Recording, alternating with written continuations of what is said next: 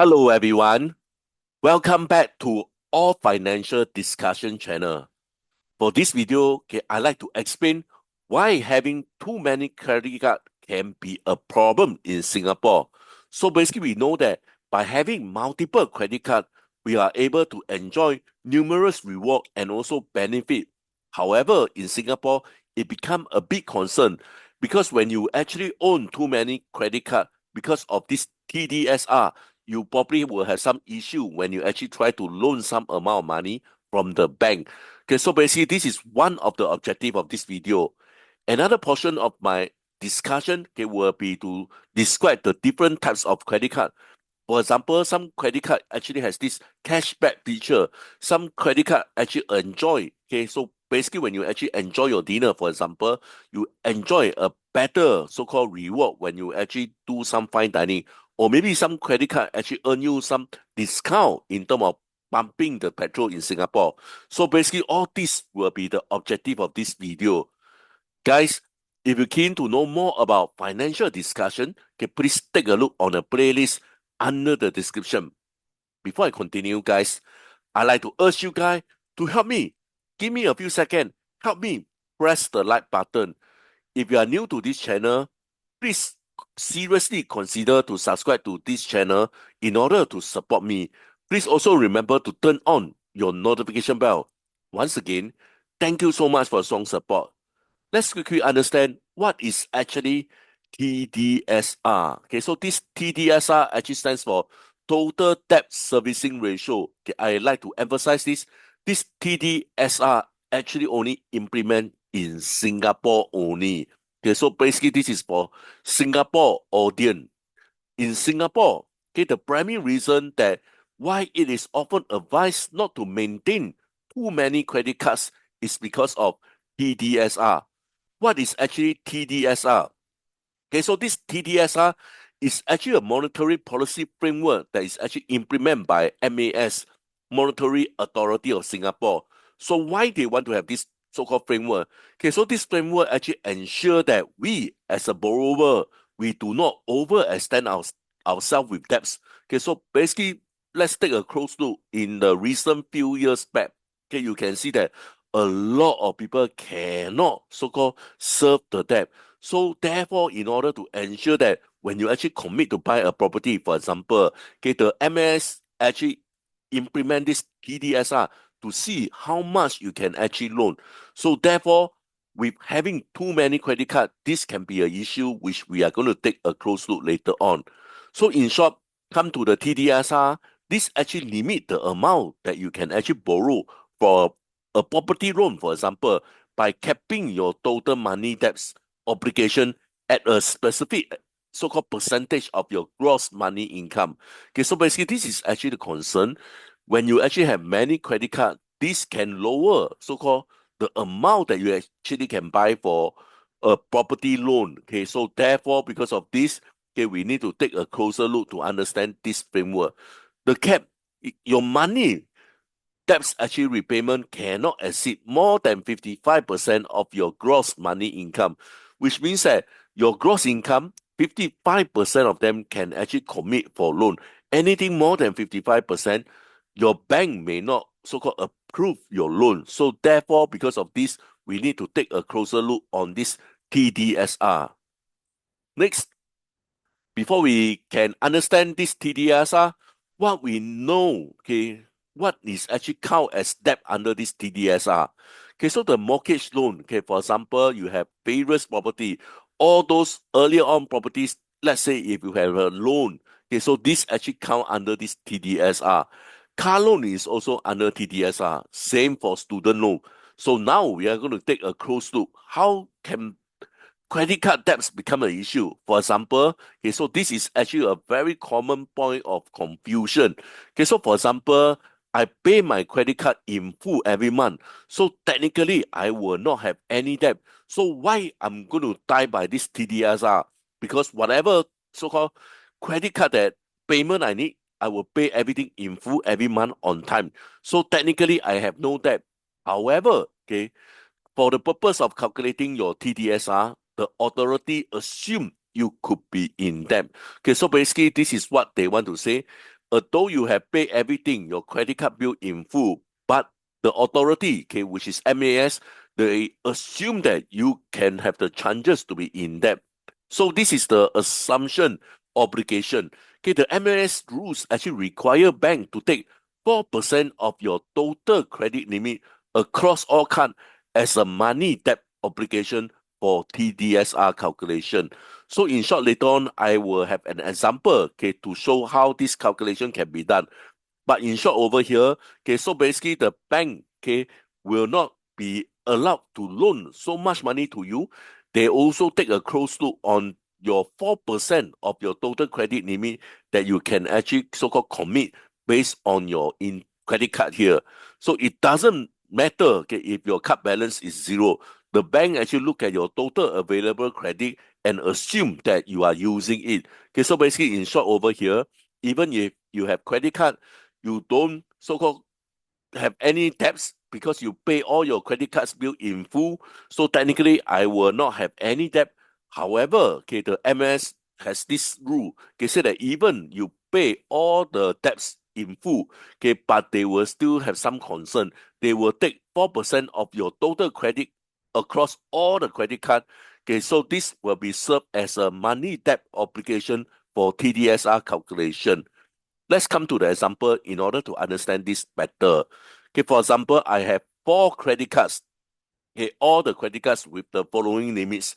The first card with 10,000 limit, the second card with 15,000 limit, the third card with 8,000 limit. Last but not least, the card number four with 12,000 limitation. Okay, so in short, your total credit limit will be all this add together. This will work up 45K. So for TDSR calculation, okay, the bank again will assume that your monthly debt repayment for the credit card is actually 4%. So 4% out of 45,000, which means that they assume that you are going to have a debt of 1,800 per month. Okay, so basically anything that you borrow, okay, you need to consider this $1,800 per month. Okay, so therefore this 1,800 is actually add to your other debts, for example, your car loan, your property loan, etc. So when you actually calculate, you need to stay under the 55% TDSR threshold for a new home loan. Okay, so therefore from here you can see that all these credit card having a high so-called credit limit can become a key concern because this actually reduce my potential amount of loan that I actually can commit. Okay, so basically this is why we want to avoid the numbers of credit card. Okay, so let's take another close look on this. Okay, so why having too many credit card is a problem? So therefore, from the previous example, you can see that the more card you have, you can assume that you are going to have a higher credit limit. So therefore, a higher credit limit means that you are going to have a larger assumed money obligation. Okay, based on our previous example, 1,800, it become a big issue. Okay, so this may be directly reduce your borrowing capacity for a mortgage, for example, for this case here. So with this so-called, even though you are not commit on the debts on the credit card, this 1,800, it can cause you to disqualify. Okay, so even with very high income, imagine if you have a very massive total credit limit, this in fact could push down your TDSR over 55%, mean that the bank will actually reject your mortgage application. Okay, so on the other side, okay, so if you reduce your loan amount, okay, to get under the 55% threshold, you might have to borrow a smaller amount for your home than you actually intend. Okay, so technically, when you want to apply a loan, okay, you can actually apply under this 55% of your so-called pay. Okay, however, because of this credit card debt, okay, so potential debt, in fact, okay, so this may reduce your loan amount. Okay, so guys, again, let's just discuss the various solution. What can you actually do? So firstly, as you can see from the example early on, you know that if you can manage your credit limit, it will become a key issue. So therefore, you don't really need to cancel all the cards, but you need to be proactive. Okay, so for example, as I mentioned earlier on, you can see that the limit become a concern. So therefore, if you can actually reduce the limit. So if you have cards with very high limits that you don't need, call the banks and request a credit limit reduction. Okay, so this is actually the most effective step. So basically, in short, you don't need to have a very high credit limit. Okay, you can reduce your credit limit, like for example, $2,000. Okay, so if the bank approve, you still can enjoy the benefit of the credit card, and also then you will not have so much setback when you actually apply for the loan. Okay, so the TDSR will be able to ensure that you still qualify for the 55% of the loan. Next, cancel unused card. Okay, so basically you have lots of old credit card you probably will not use anytime anymore. Okay, so therefore, okay, you can always consider to cancel them. Okay, so that will remove that particular card from your total calculation. Next will be plan ahead. For example, if you are planning a major loan application, then you need to review your total credit limit across all banks 6 to 12 months in advance and take steps to reduce them. So basically, in short, okay, so if you don't intend to take any loan, property loan, then it always be good that you can actually have as many credit cards as possible so as to enjoy the benefit. However, if you plan to take a property loan, for example, okay, so you need to do some action. Okay, you probably need to take a close look on your credit limit. It best reduce your credit limit as much as possible so as to ensure that you are able to borrow 55% of your so-called loan commitment. Okay, so basically, in short, while having multiple credit cards, this can be good for reward and benefit. It can silently hurt your ability to get a large, important loan, for example, a property, due to DTSR. Okay, being prudent with the numbers of cards, and more importantly, your total credit limit is critical for financial health in Singapore. Okay, so basically, these are the three things that you need to do if you plan to do so-called, you plan to buy a big ticket item like a property. Okay, so guys, before I continue, okay, I'd like to urge you guys to help me by like this video. Just give me a few seconds. Help me by like this video. If you have learned something from this video, please consider to subscribe and turn on your notification bell. Once again, thank you so much for strong support. Let us take a close look on the different types of credit cards. Okay, so over here, I'm going to describe the different categories of credit card. And based on that, basically, you will be able to choose your preferred card for any so-called types of so-called application here. Okay, so the best credit card in Singapore actually depend on your spending habit, your lifestyle, and also your financial goal. Okay, so basically what we are going to do is we're going to do a breakdown of the top option in different category. The first one will be cashback.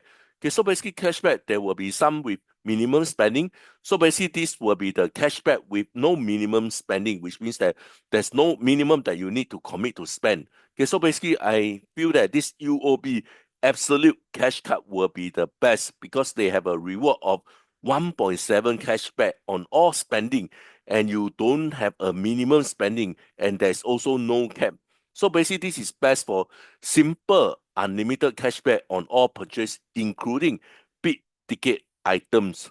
However, I guess you know that in Singapore, okay, Amex, okay, probably is not that widely accepted. Okay, so basically because of this, so therefore you may have some concern on this cashback. So the other card which I'm going to introduce, in fact, is also cashback with high cashback but with minimum spending. Okay, which means that you need to commit at least 800 per month so as to enjoy this 1.6% of cashback over here. So from here, you can see that this will be best for higher cashback with a reasonable minimum spending. Okay, so basically this will be the Citibank cashback card. Okay, so basically as you can see from here, this will be with minimum spending, which means that in order to enjoy this 1.6%, you need to commit 800 per month spent on this credit card. However, the earlier on one, you don't have any minimum spend, you will be able to have this 1.7 cashback with a higher, in fact, cashback. However, like I mentioned earlier on, probably Amex is not that popular in Singapore. So therefore, I provide another alternative, okay, for you to spend, okay, to earn your cashback. Next will be for miles, okay, which means that for overseas flying, okay, etc. Okay, so basically it's for traveling and also dining. Okay, so again, okay, one of the best one will be the America Express, Singapore Airline, Flyer. Okay, so basically you can see from here. Okay, in fact, I just go into these two credit card. You can see that they are actually quite similar. Okay, so basically they will be 1.2 to 3 miles per dollar. So you can see from here. Okay, so basically this will be good. Okay, for frequent SIA flyer. Okay, so basically they come with launch access and also the travel perch here. Okay, so this DBS Attitude Visa will be much more for flexible mile redemption. So there is no expiry, okay, with DBS points. So basically, in short, over here, okay, the more money that you actually spend, okay, the reward will be longer distance here. So basically, if you prefer to fly SIA, then you can consider to take this Amex Singapore Airline. But okay, for example, for the other case here, you can actually consider this DBS Attitude Visa card here. Okay, so basically these two cards will be best for travel and also dining. Next, okay, in terms of dining and entertainment, okay, you probably heard about this OCBC 365 credit card here. Okay, basically you can see that the reward is very attractive, 6% cashback on dining. Okay, so therefore this card actually will be very attractive if you're going to concentrate to spend. Let's say if you eat out most of the time, you can consider to use this card in order to achieve 6% of cashback. Okay, so there will be 3% on grocery, 0.3% on others. So basically from here you can see that you need to commit at least 800 per month spent on this credit card so as to enjoy all these benefits. Okay, so basically this is actually best for people that actually dine out very often, as I mentioned earlier on. Another card, okay, basically, okay, will also have a better so-called cashback, okay, is actually 8% on dining, okay, much better than OCBC 365 credit card. And also on grocery and also petrol. However, okay, basically they will be kept at 25 per month per category. Okay, so basically there is a limit on the amount that you actually can claim.